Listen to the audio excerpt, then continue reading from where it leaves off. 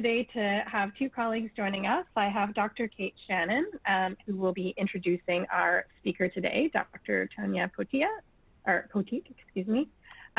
Anyways, I'm Shira Goldenberg. I'm the Director of Research Education with the Center for Gender and Sexual Health Equity. I use she, her pronouns, and I'm also an assistant professor at SFU. So thank you so much, and I will pass the mic over to Dr. Shannon for the introduction.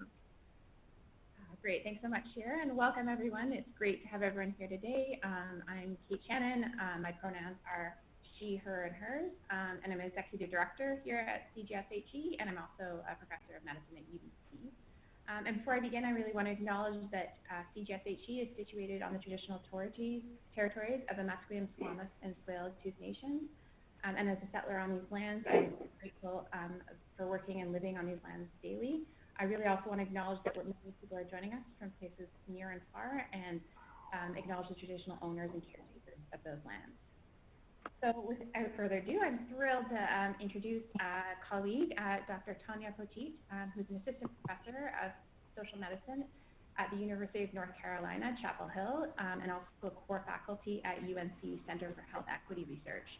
And I have actually had the pleasure of working with Dr. Poteat for well, knowing her for many years and having collaborated on a number of projects over the years, particularly around sex work and HIV, and really excited for her talk today. A little bit more about Dr. Poteat. After completing her PhD at Johns Hopkins, she served for 2 years in the office of the U.S. Global AIDS Coordinator and as a senior advisor for key populations. And then returned to academia in 2014. Dr. Poteat's research, teaching, and practice have focused on HIV and LGBT health disparities, attention to health and transgender communities. Her current work attends to the health consequences of stigma based on multiple marginalized identities. And Dr. Poteat is a certified HIV specialist by the American Academy of and has devoted her clinical practice to providing medically appropriate and culturally competent care to members of the LGBT community as well as people living with HIV. So without further ado, I'm thrilled to pass this over to Dr. Tonia Poteat.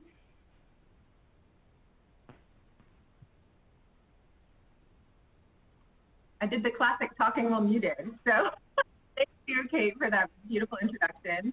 Hopefully people can see my slides. I'm going to rely on you to not. Okay. I will let you know that you are in my living room, and so my dad has joined us and is on my lap. You see me looking down. I'm very excited to be here and to talk with all of you, and I wish we could all be in the same together, but this is definitely the safest option. For the next 40 minutes or so, I'd like to do the 3 things listed here. Spend a few minutes just defining intersectional stigma and how I'm going to be using it in the talk, and then how it applies to research in health justice, and provide some examples from the work that I've been doing over the last few years. And then I'm very excited to hear what you're. So what is intersectional? I always like to start off by giving credit where credit is due to the founders of intersectionality. And the experience of intersectionality has really been around since the beginning of time. Articulation as a theory can really be traced back to lineage of Black feminists. I would say probably Sojourner Truth, who is a 19th century U.S. abolitionist and women's rights activist. It's a famous speech called Ain't I a Woman, in which she articulated her experience as a Black woman being different from those notions of womanhood of the period. And then Kimberly Crenshaw is really credited with coining the term intersectional, and her well-known graphic on margin.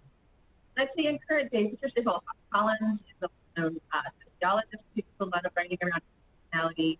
In the realm of public health, where most of my work takes place, I would say Lisa Boleg is really a leader in this part. That's a seminal paper in the American Journal of Public Health called Black plus Lesbian Woman does not equal Black lesbian woman. He really lays out this in it.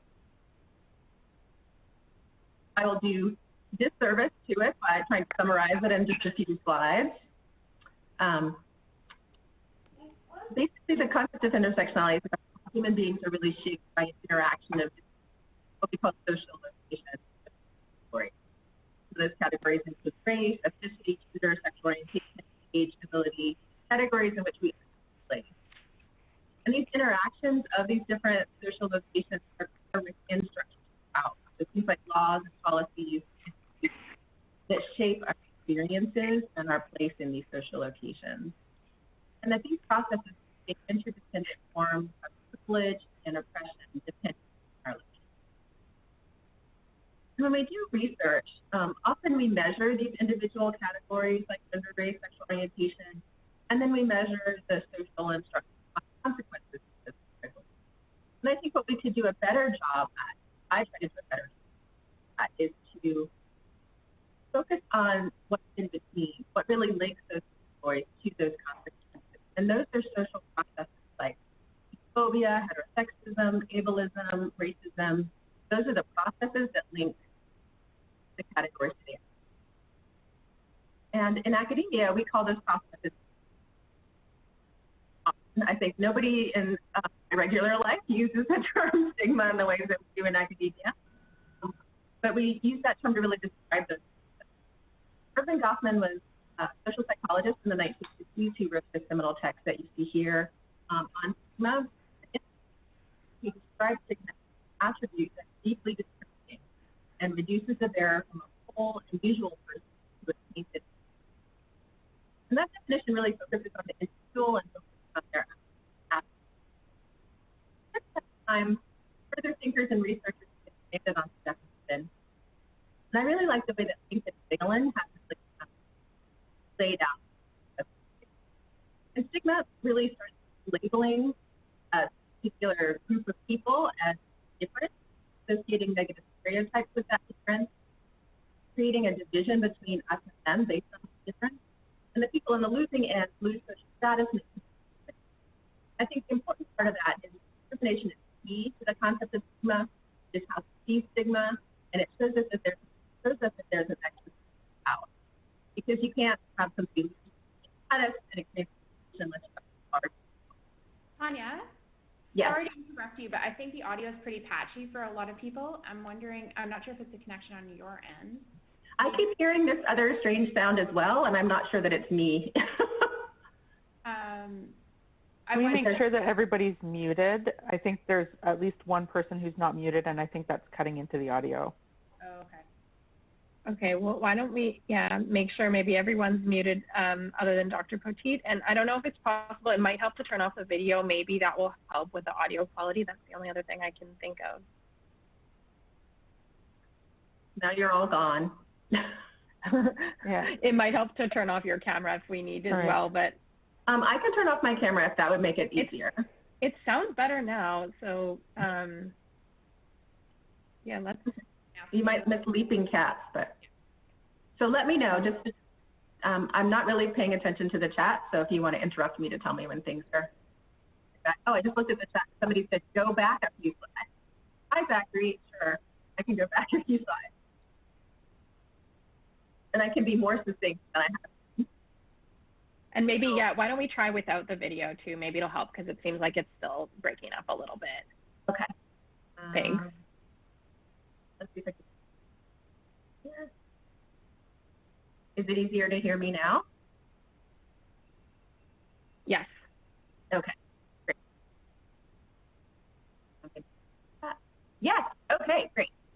So just to summarize my whole blab that none of you heard was that the thing that links the categories, the social categories that we place people into, the consequences that we usually connect them to in research, are social processes that I will label as stigma.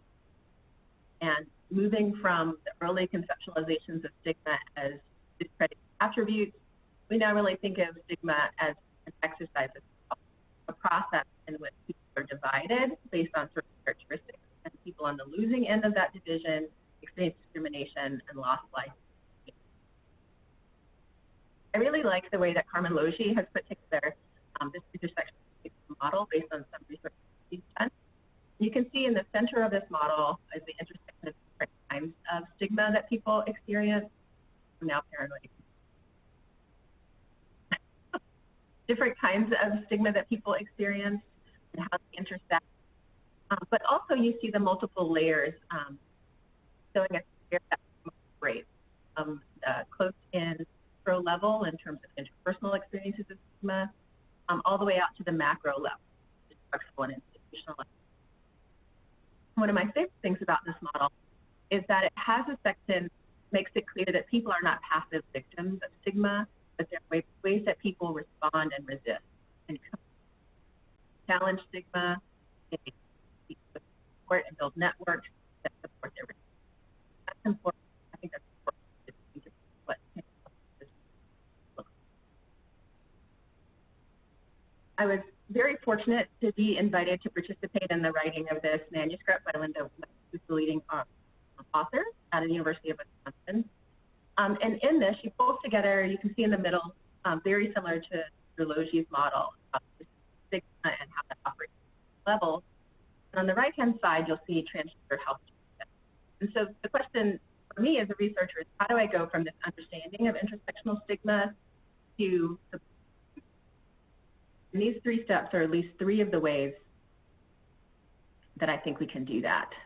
One is to make sure that in our work, we name intersecting power relations. I don't know who turned off what, but I know that I hear everything much clearer than I did before. Agreed. Much better now, so I don't know what happened there, but it's great. Yeah, thank you, whoever did whatever that was.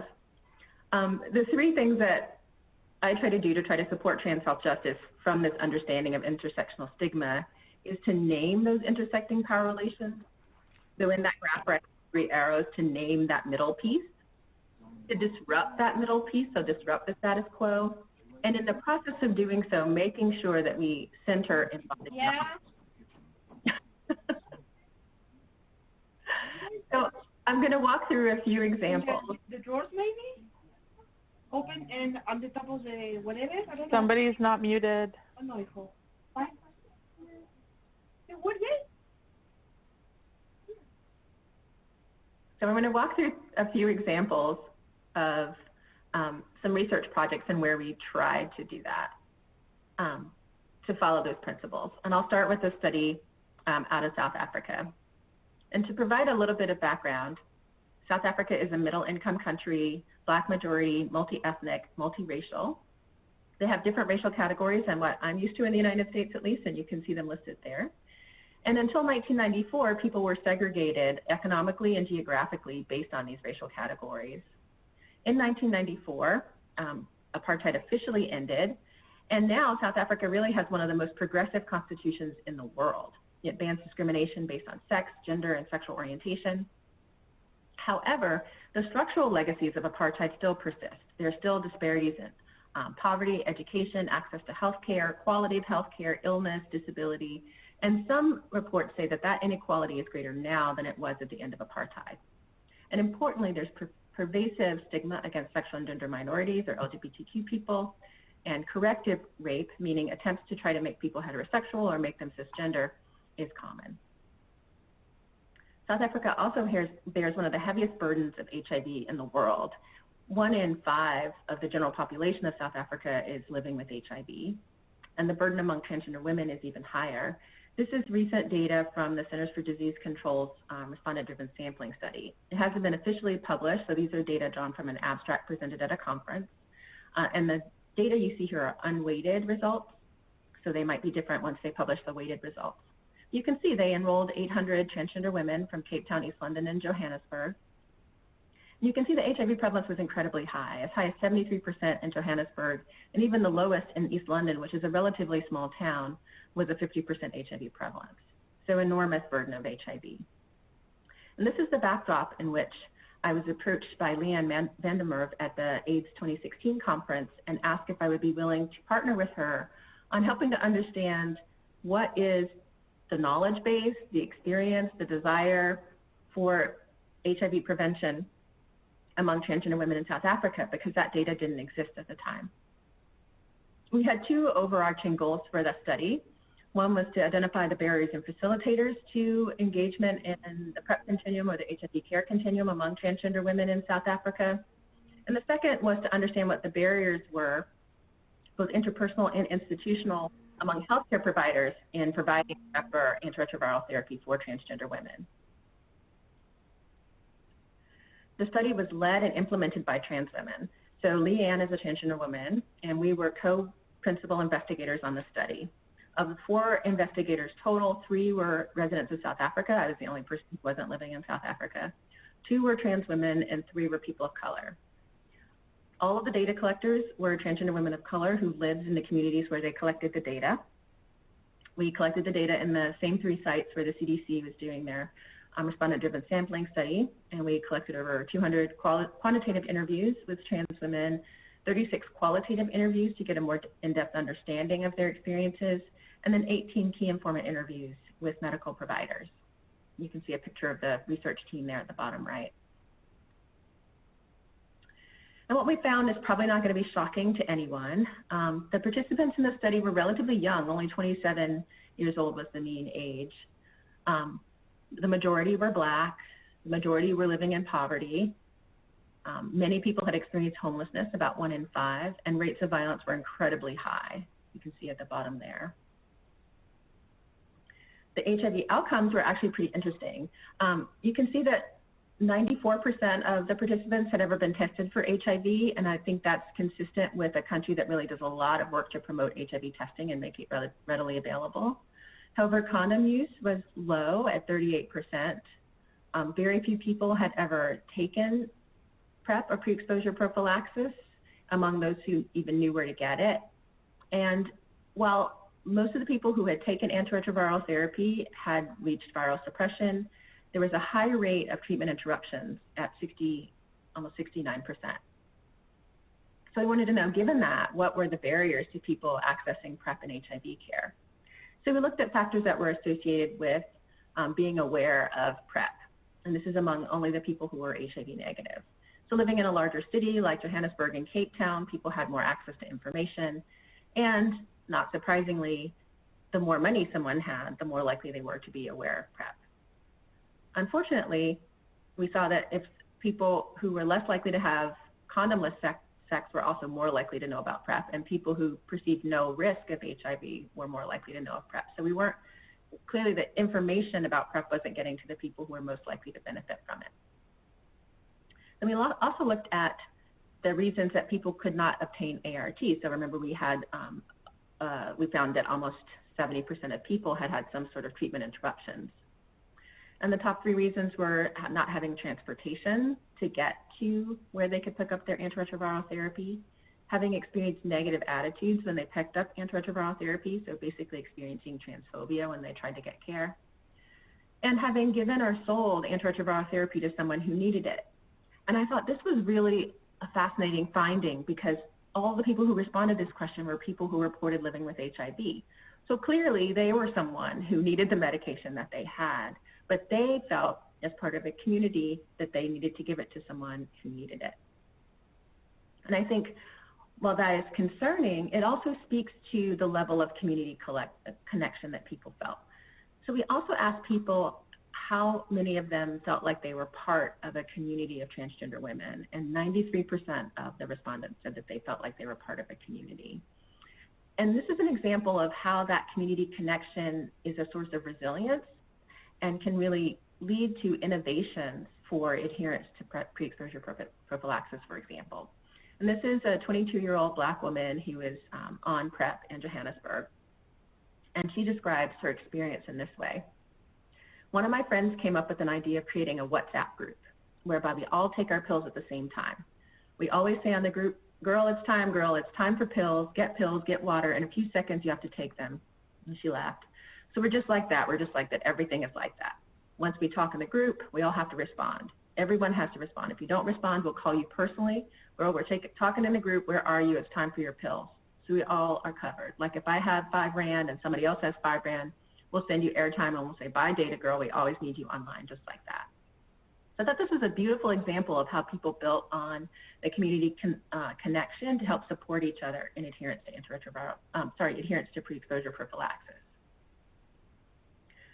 So how in our approach to this study did we think about promoting trans health justice? And we can talk at the question and answer about how good a job we think we did with this. But our goal was really to center embodied knowledge. So we made sure that not only did the research team have some parity and equity around leadership with trans women, but we also, when we analyzed the data, it was important to us that we didn't center cisgender men who have sex with men. And often in the research that I've seen published, you'll see transgender women in MSM or MSM in studies, and then they'll have like a few participants who were trans. women. We really wanted to center the experience of transgender women, so we made sure we collected data from that group and we analyzed it without making some comparison to another standard. In terms of trying to disrupt the status quo, we made sure that there was trans leadership at the principal investigator level. And that had some consequences, right? So it took us a while to get funding. It took us over 2 years from the time we had that conversation in 2016 till we got funded in 2018.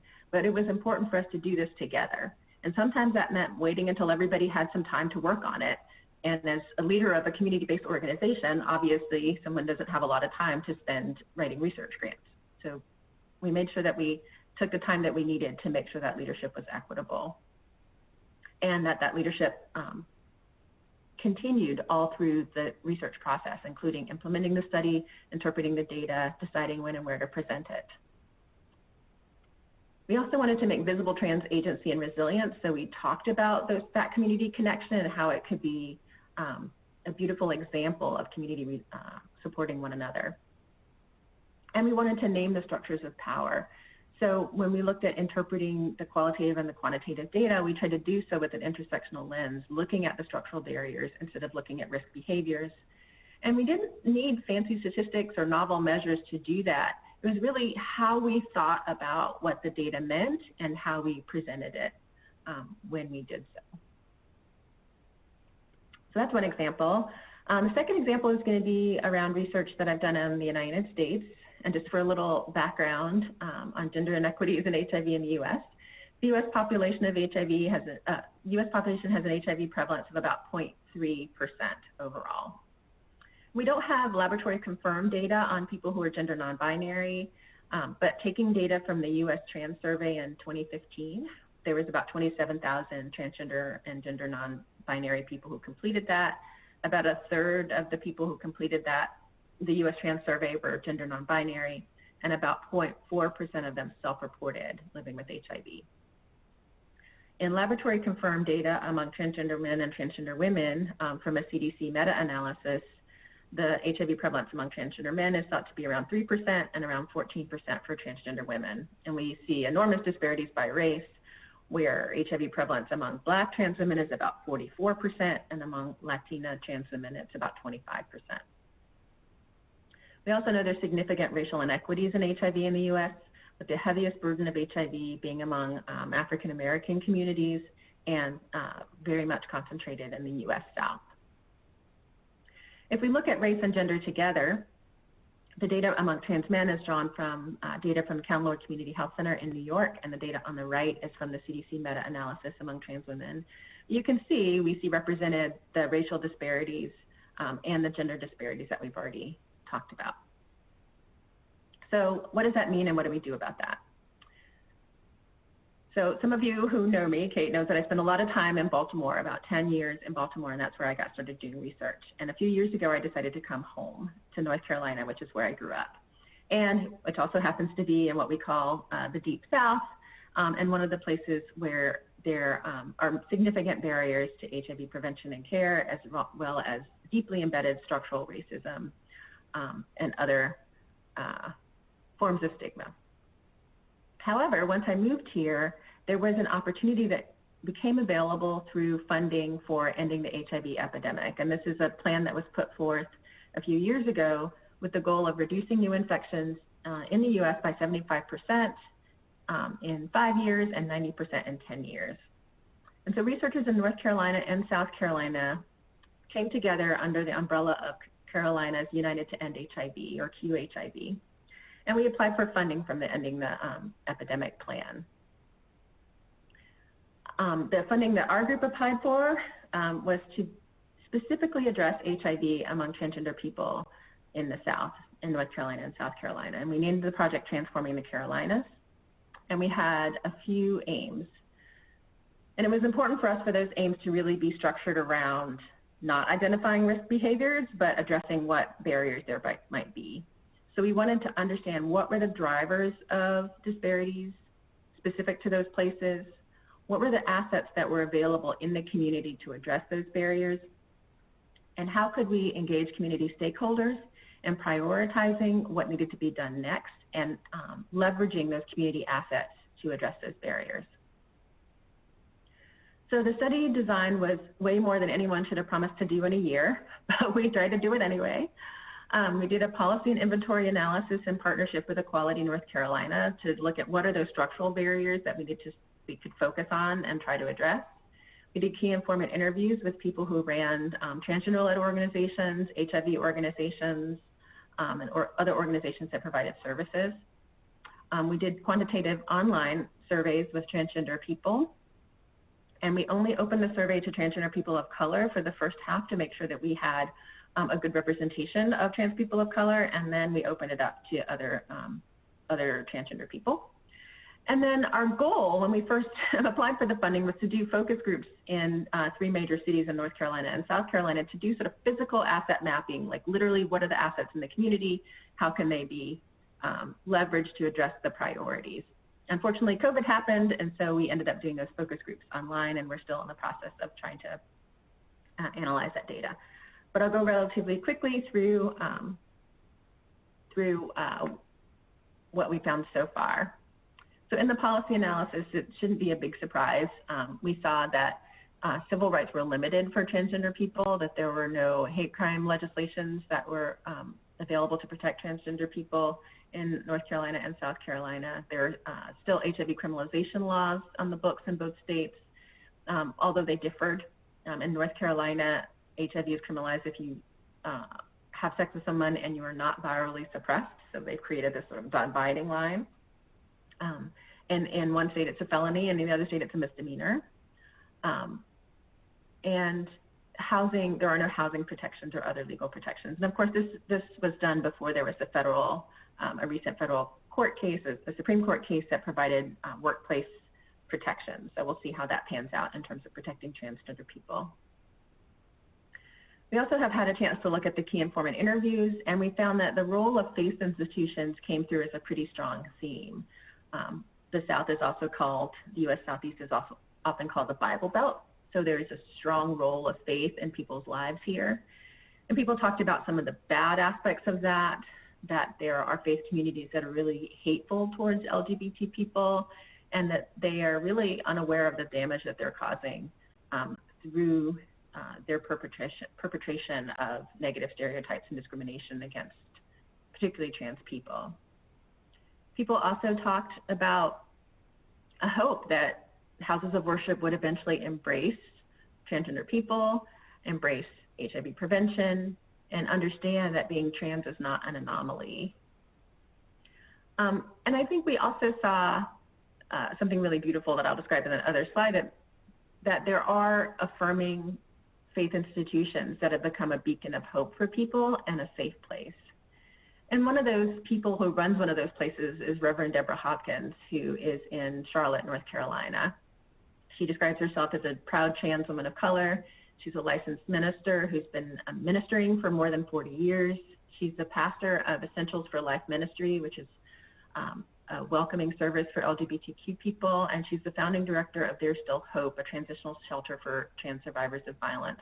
So she's really dedicated her life to providing affirming spiritual spaces as well as meeting the structural needs of trans community members in Charlotte. And I have these other two graphics here just to say that she's one amazing person who runs some amazing organizations doing that work, but there are other organizations across the Southeast and across the nation that are trans-led that are meeting the needs of their communities, including the Fifth Avenue Alliance, which has really stepped up and provided mask and personal protective equipment for people. In Winston-Salem, North Carolina, the Black Trans Advocacy Coalition, which is a national organization based in Dallas, Texas, that has also been doing a lot of work around responding to COVID-19 in the community, and I could name many, many more. So we found basically that while there was a lot of need, there were these assets and resources. And so then we've been looking at the quantitative data, and we wanted to know what were the community priorities. And we asked people to rank among a list of priorities we came up with. We asked them to rank their top 5, and then we looked at what people said were their top 5 priorities. And I've grouped them into two structural and gender affirming pieces. So the structural pieces are around preventing violence, harassment, and bullying, and access to safe and affordable housing. And anybody who's done trans health work knows that this is not a big surprise in terms of priorities and community needs. And then people also talked about needing insurance coverage for trans-affirming care, needing access to that care, and having it be made easier to change their name and their gender on identity documents. Importantly, even though this was an HIV-funded study, not a single person selected access to HIV information and prevention services as a priority, and only one person selected access to HIV treatment information and services as their top priority. So I think one of the challenges is that we spend a lot of time thinking about those numbers I presented at the beginning about the extraordinary burden of HIV in trans communities and not listening as well as we could to what people's actual priorities are. And so we've been trying to pull this information together in focus groups, and we're still in the process of analyzing that data. But before we could finish analyzing that data, of course, the funding opportunity came available to build on that. So we looked at what the community priorities were. We looked at what we understood about those assets from the key informant interviews, and we thought about how could we bridge the needs with what was available. And so our plan was to apply for the second grant, we're calling it Transforming the Carolinas 2.0, that would link the resources that we identified to meeting those community priorities. The aim of the study, which was funded, is to develop a community health worker training module, and so that module would add both HIV-related information and gender-affirming information to the existing community health worker training modules that are available in North Carolina and South Carolina, to train a cadre of community health workers who are trans people of color to provide health education and linkage to services to help reduce those barriers to care, and then to pilot test those procedures for delivering that community health worker work through an online app, because in the land of COVID, we don't know when we're going to be able to be face-to-face with people. And so how can we develop a module that's flexible enough for people to provide those linkages and services either in person or through the app? And so we will see how that turns out. I know that one of my goals was not only to help bridge that gap that we identified through the preliminary research, but also to provide employment opportunities for trans people of color through this community health worker program, and allow people to have access to building a career based off of that, which is often a barrier. So how does this project work to promote trans health justice? We tried to center embodied knowledge by engaging community leaders. We work with the Center for Southern Equality, Equality North Carolina, with trans leaders in those organizations to carry out the research. We wanted to understand what was needed by community members before we were intervening, so we did the survey, the focus groups, and the key informant interviews before we applied for funding to do an intervention. We wanted to make sure we named those structures of power, so the policy analysis was really important to us, and that we've tried to distribute the information through those infographics that you saw on the prior slide. And we're in the process of beginning those dissemination events that are led in partnership with communities starting next month. And we want to disrupt the status quo by making visible trans agency and resilience through these key informant interviews and opening up career and leadership paths for trans people of color through the community health worker program. I feel like I'm running out of time, so I'm going to go pretty quickly through this last example on research on the embodiment of inequalities.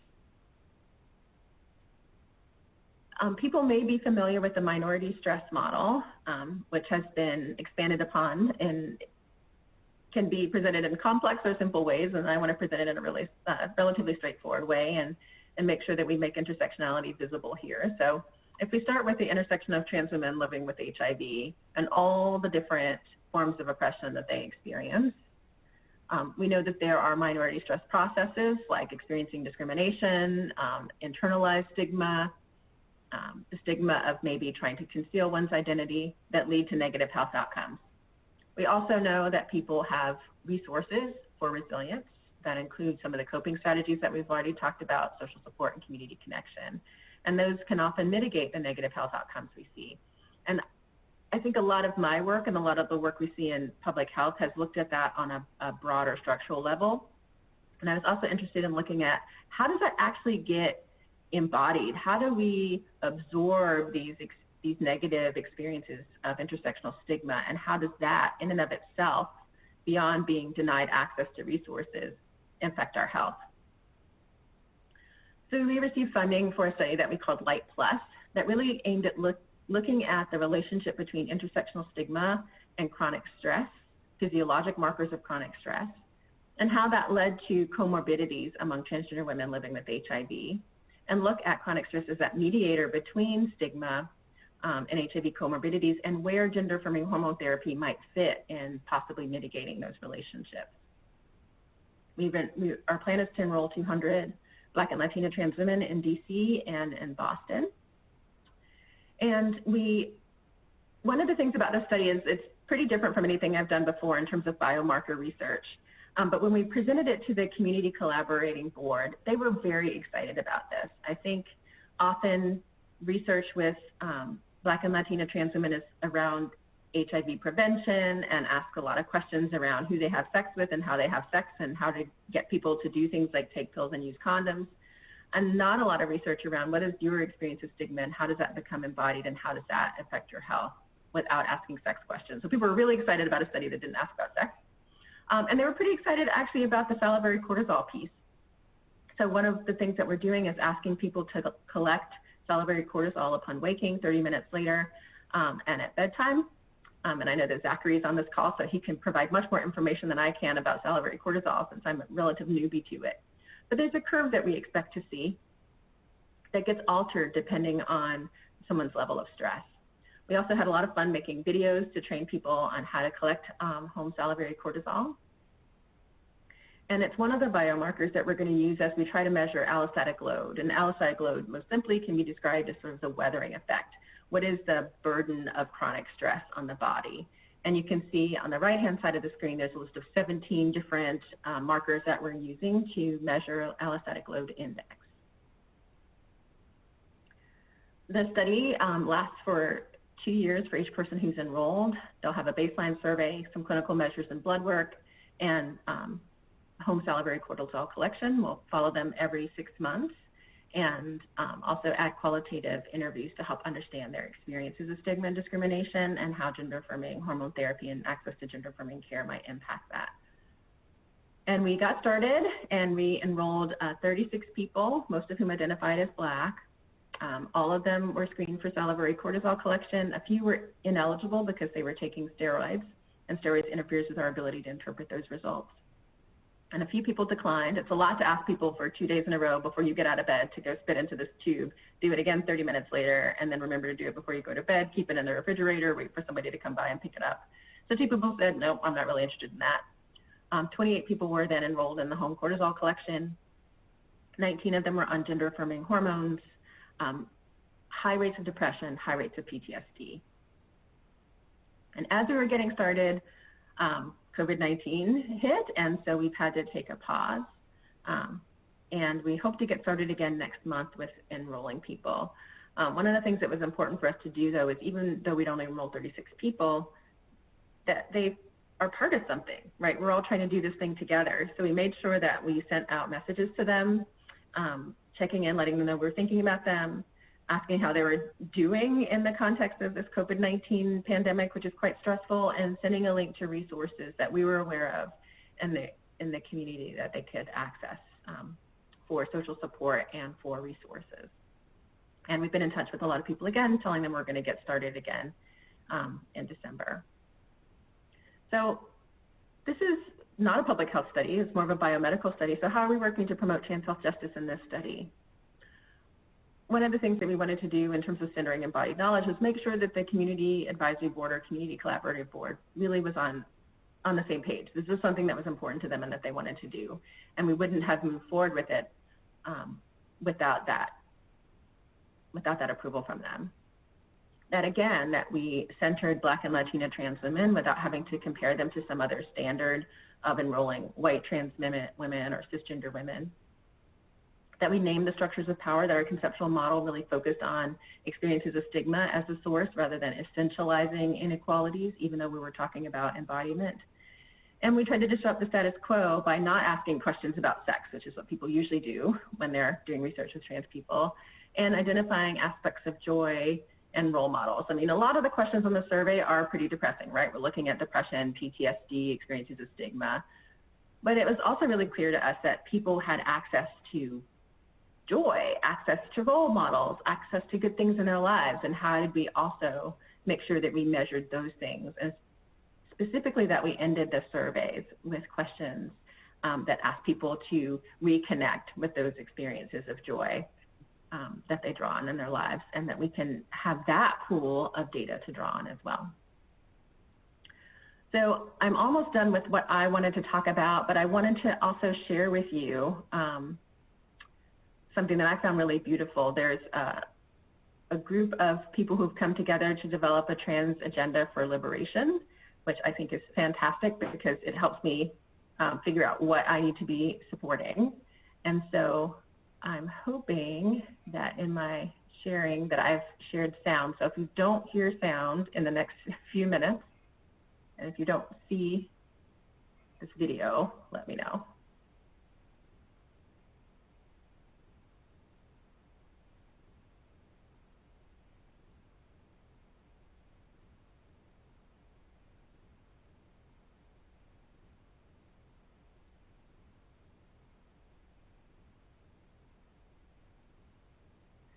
Tonia, we can see, but we can't hear.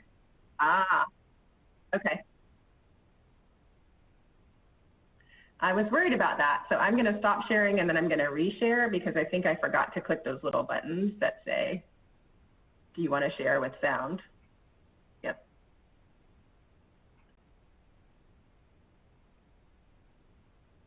What do you see now? Right now we see your PowerPoint. Okay, that's not what I want you to see. All right, so third time's a charm. Okay, do you see it now? We do. Perfect. This is a movement rooted in joy. Do you believe in the power of trans lives?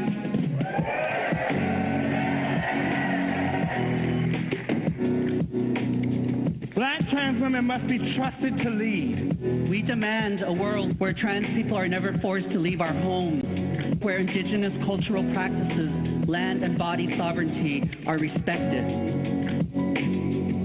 We envision a world where all trans people are affirmed from the moment of their birth. A world where the health care we need is readily available. All trans people deserve a long and fulfilling life. Trans people deserve the freedom to thrive. We demand a world without cages. These pillars are just the beginning of our demands. We invite you to do more than just ask what you can do for trans lives. Act and join us by signing on to the Trans Agenda for Liberation.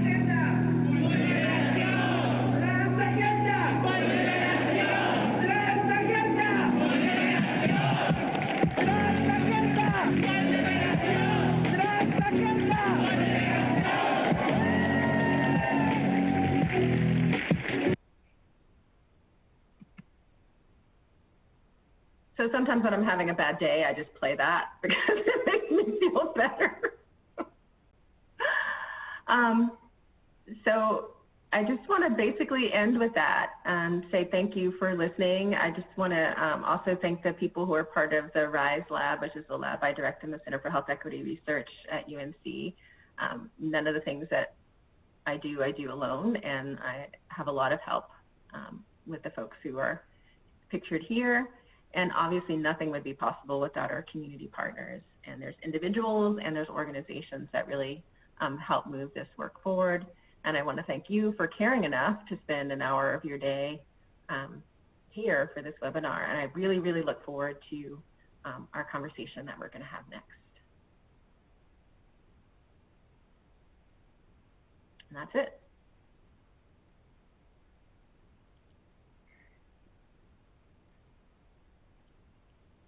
Thank you so much, Dr. Poteat. That was amazing, and I'm sure folks will have lots of questions now.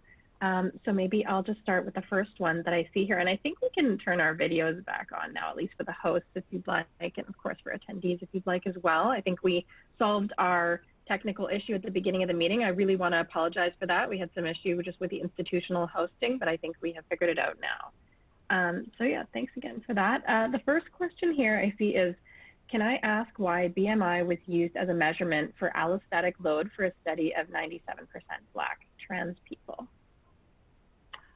That's a great question. So I am not an expert in any of those things, allostatic load or salivary cortisol.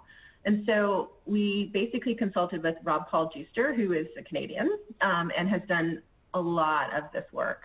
And I understand that BMI is a racist measure with racist roots and is unreliable as a measure of health. However, it is one of a component of 17 different measures that we're using, and I think by including it, it gives us an opportunity to help understand what it tells us and what it doesn't tell us. And we're certainly not relying on it to tell people whether or not they're healthy at all. But thank you for raising that. I really appreciate that question. Great, thanks so much. If folks have other questions, please feel free to type them into the chat. Maybe while we're waiting for additional questions, I just want to really comment on just how powerful this presentation was, and especially appreciated the video at the end. I think that really just helped, you know, remind folks of just the incredible power of community in this work, and I think that's really reflected in the way that you've shared your findings here today. So a model for, I think, you know, effective engagement in research with community, and also how we pivot and sometimes have to pause our work in the context of COVID, understanding that's not always easy at all, but amazing that you were able to have a grant funded with the real digital component. I imagine you put that all together on short notice with community partners, but really excited to learn from that work. While we're waiting for other questions, we'd love to hear more about that in terms of the intervention that you described. What do you think that will look like past the sort of funded research component of it? Does it seem like there is appetite for uptake in the community, within sort of the healthcare system where you're working? Would love to hear a little bit more about that. Thank you for asking that question, and it's a great question. It was one of the things I thought about. The last thing I wanted to do was to have 10 people get training as community health workers and still face the exact same barriers that they did before in terms of accessing employment. So one of our commitments is to, with the Center for Community Health Alignment, which is the organization that's doing they're the sort of training people, is that they connect people to internships as part of the training process, and that the people who intern there have priority for job positions that are available. We'd love to have people sort of commit to hiring folks, but given the current economic environment, like I don't even know if I'm going to have a job at the end of the study, so we couldn't get people to commit to that. But if we can get follow-on funding, I think it would be great to have follow-on funding where we could pay people for, you know, maybe a 5-year study to really integrate into different health systems. And then at the end of 5 years, it's much harder, I think, to say that people have to go. But that would be my ultimate goal. And yes, our desire is to definitely link people to care. And hopefully part of our work as the community health workers are being trained, we've engaged with a trans-led training organization to train the people who are doing the training, but also to offer that kind of training to employers around being trans affirming and talking about the benefits of having trans people in the workplace. So fingers crossed. Thank you so much for that. Great answer. The next question is, thank you so much for the inspiring presentation and powerful work. Just wondering whether any analysis was done around legal status of sex work and trans health outcomes. So the short answer is no, and I'm not sure which study we're talking about. I can tell you that a lot of the people who participated in the South African study were sex workers, and a lot of the community organizing and the community connection people had was through an organization called Sweat, which is a sex worker organization that has been, it seems, trans affirming for people and provided an opportunity for community. So that's definitely been true in South Africa. The biomarker study doesn't ask people about sex at all, so I don't have any idea who's engaged in sex work and who's not. And then the community health worker program, when we're doing a survey, it was also, we wanted to make sure that any questions we ask about anything that is illegal in the United States, which includes sex work, we didn't ask unless we needed to know, so that people didn't feel like we were probing for no good reason into parts of their lives that could result in putting them in danger or at risk. So we don't have that data. Thanks so much. Okay, the next question is, we have two interrelated questions. The first one was regarding what suggestions you may have for those who wish to measure intersectionality in quantitative research. And then we have a follow-up question as well about how specifically you've analyzed or incorporated intersectionality from a social epidemiology perspective. I think many of us are interested and find that much more challenging than in qualitative work. So really look forward to hearing. Yes, so I have two answers to that. The short answer is, for fancy statistics, I would say you have the leader of intersectional analysis in Canada, and Greta Bauer. So she's written a lot on this area, and I think there's a paper of hers that I always go back to on how to do intersectional analysis of quantitative data. There's also someone named John Jackson, who's at Johns Hopkins now, who's doing a lot of work on trying to develop new methods for doing intersectional analysis. I'm not sure that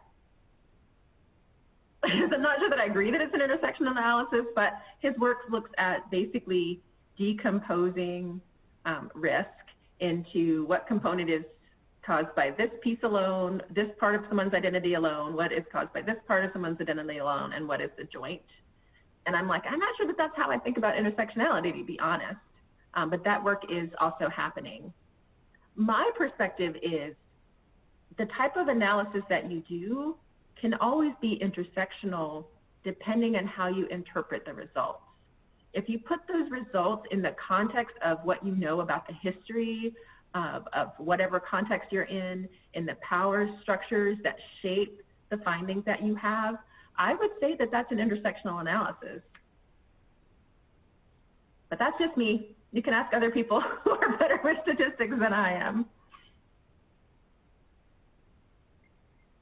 Thanks so much. We really appreciate that, and I think there's a lot of value in what you're saying, and I'm sure many folks online will check out the resources that you've suggested, so thanks so much for that.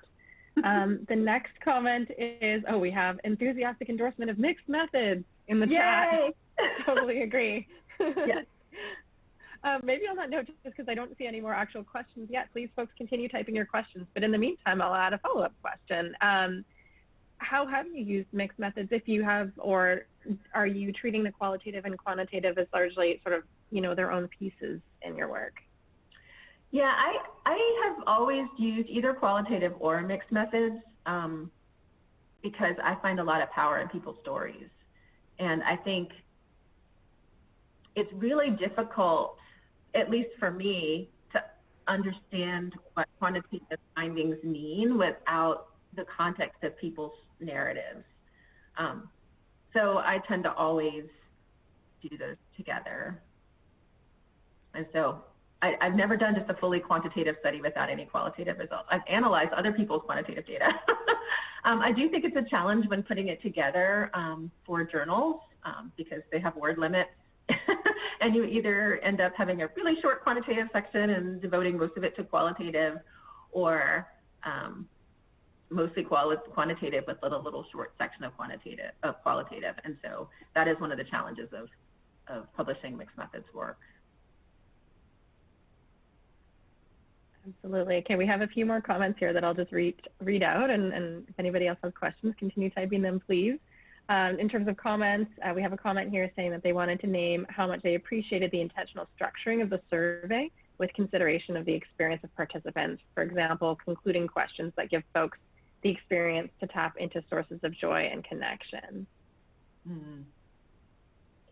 Yeah, that was really important to us too, and I know that one of the things that's really helpful about having non-researchers on a research team is that we get into like, these are our measures, this is what we have to do, and it's easy to forget about the experience of what it's like to answer those questions. And so being reminded that this is an experience someone is having, the 30 minutes or the 45 minutes or the hour that they are spending answering your questions, and what do you want that experience to be like for them is really helpful. So yes, thank you. And hopefully we will continue to be held to account for that. That's great. Okay, and one more comment here, just regarding, they also really appreciate the notation in Table 1 where you noted race as exposure to racism, because I think that and also just the way you framed your work around like not risk behaviors but focusing on inequities. I think those subtleties are extremely important and really set the bar in the appropriate place for academic work. So thank you for that, and would be curious to hear a little bit more of your thoughts around those pieces. Sure, I feel like I spend all of my time telling people that race is not a biological construct. It's like I should get a t-shirt because there's especially working now in a school of medicine where I think people have never been told that race is not a biological construct, and that the differences that people see by race are likely due to differences of embodiment of racism over the course of someone's life. And I think that was one of the things that was important and interesting to me about doing this biomarker study, is to understand and be able to provide some data on that. But yeah, there's no thing that is race other than what we put forward as race. And I think the fact that there's different categories in different places of what constitutes race is the best example I have of how race is not a real biological thing. It's a real social constructed thing with real consequences. And so making that clear. And I think let's all do that on our tables. Let's put like exposure to racism as our definition of the race category. Yeah, love it. Okay, 2 more questions. I'm going to try to get through both of them in our remaining time. The next one is asking if you have any good examples of embedding findings within more general health services, is the question from a nursing scholar. I'm not sure that I understand embedding findings within more general health services. I think if you mean like publications, yeah, I think part of our challenges is getting out of our bubbles and getting our work out into places where they're not automatically expected to be. And I have to push myself to do more of that, like trying to get things into general nursing journals, general medical journals, general public health journals, and not just in sort of the LGBT or trans-focused or HIV-focused journals. Absolutely. You got to just keep submitting until they can't say no. Great. Okay, and then the last question we'll take today is on the topics of mixed methods and multiple data sources. Can you speak a bit more of how salivary cortisol levels will add to measuring the lived experiences of stress, and how you're planning on integrating the findings and inform intervention? And thank you for the inspiring presentation. Oh my God, I could spend an hour talking about this. Let me see if I can quickly. Yes, I think there's something really powerful about bringing together sort of the biological sort of chronic stress measurements with people's stories, with their responses on a survey, to sort of provide not a complete but a broader picture of how intersectional stigma, racism, transphobia impacts people's lives and impacts their health. So yes, I think it's another way to mix methods in a way that's really powerful. And yes, when we thought about asking these questions, like what are we going to do with it? And part of, for me, what I want to do with it as somebody who works in a medical school is to train future physicians and current physicians and nurse practitioners and PAs and nurses and medical assistants and all the people who encounter patients that your job is to do no harm and to benefit patients. And we have data in a world that you live in, biomarker data, to indicate that how you treat people makes a huge difference to their health. And so you need to respond to that as part of your obligation and duty. Great. Well, thank you so much. I think that ends things on such a great note. Just a couple notes before we all finish today. First of all, again, a huge thank you to Dr. Poteat for this incredible talk and for all the great questions today. Thanks to the audience for your participation. Also just want to flag for everyone that Dr. Greta Bauer, whose work was cited here today, has also joined us and will be attending and actually speaking for us. So folks who are interested in learning more about that intersectional work, please join us. That'll be in February. And we'll just go to the next slide real quick to share a little bit of information about our upcoming event in December. We're going to have Dr. Stefan Baral from the Johns Hopkins School of Public Health, who's going to be talking with us about equity approaches to COVID-19 transmission and interventions. So we'd love to have as many of you there as possible. Please, you'll get a link for the registration after this event if you signed up with us through our registration today, or feel free to check out the event on our website. So thank you all so much for joining us. Please note also that recordings of events are always available on our website as well if you want to recap on any of this stuff. So thanks everyone. Wishing you a great afternoon, evening, morning, wherever you are, and take good care. Thank you. Bye-bye, y'all. Okay, thanks. Bye-bye.